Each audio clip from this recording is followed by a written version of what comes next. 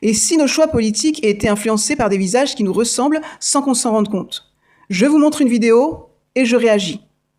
Avant de vous quitter, je vous propose un des points de réflexion de notre sociologue sur la question des marqueurs de notre personnalité et des délices et des pièges de la ressemblance.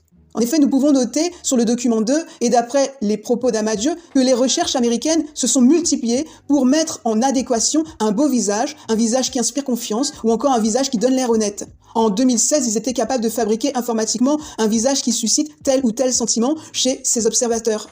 Telle trombine donne l'air intelligent, telle autre correspond à celle d'un leader dominant, ou, à l'inverse, une mine patibulaire qui n'inspire pas confiance. Concernant les délices et pièges de la ressemblance, d'après Bourdieu, nos visages étant connus de tous sur Internet et pouvant être aisément modélisés, une prometteuse perspective s'ouvre pour les spécialistes de l'e-marketing et pour les hommes politiques. Il poursuit en disant « Bien entendu, connaître l'apparence physique de quelqu'un permet déjà d'en savoir beaucoup sur lui et sur ses amis. Par exemple, on ne propose pas les mêmes produits à un individu aux cheveux noirs et frisés, comme l'exemple que je vous donnais tout à l'heure pour Yves Rocher, qu'à un individu aux cheveux lisses et blonds. » Et en effet, quand vous allez par exemple chez Yves Rocher ou d'autres enseignes, on va vous donner ou vous envoyer des choses qui ressemblent à votre phénotype, parce qu'ils savent qu'il y a un degré de confiance et qu'on est plus sensible à ce qui nous ressemble. On continue. Mais il est tentant d'aller bien plus loin, en influençant à son insu le destinataire d'un message. Il continue en disant « L'idée est simple, nous aimons ce qui nous ressemble et c'est une bonne chose. Nous savons aussi que les couples se forment plutôt entre personnes dont les visages sont semblables, selon l'adage, qui se ressemblent s'assemblent. Une tête familière crée une miraculeuse proximité et surtout inspire confiance. Le partenaire semble alors nettement plus sérieux.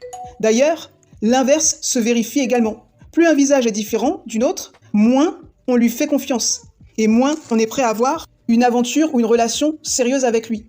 Naturellement, les personnes vont vers celles qui leur ressemblent, d'accord. Après, il y a toujours des gens qui aiment bien se mélanger. Moi, je suis pas dans des partis pris, mais c'est naturel. C'est d'après, des analyses sociologues, etc. Donc, assez poussées, d'accord. Donc, c'est pas une question d'avis tranché, de goût et de préférence, mais c'est naturel, d'accord.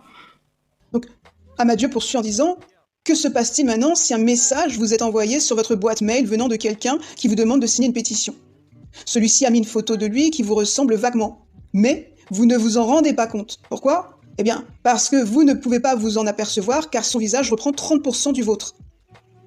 Au moyen donc d'un logiciel de morphing, comme moi j'essaie de faire cette simulation avec mon visage, ce que je trouve intéressant, on va le voir plus tard avec les élections.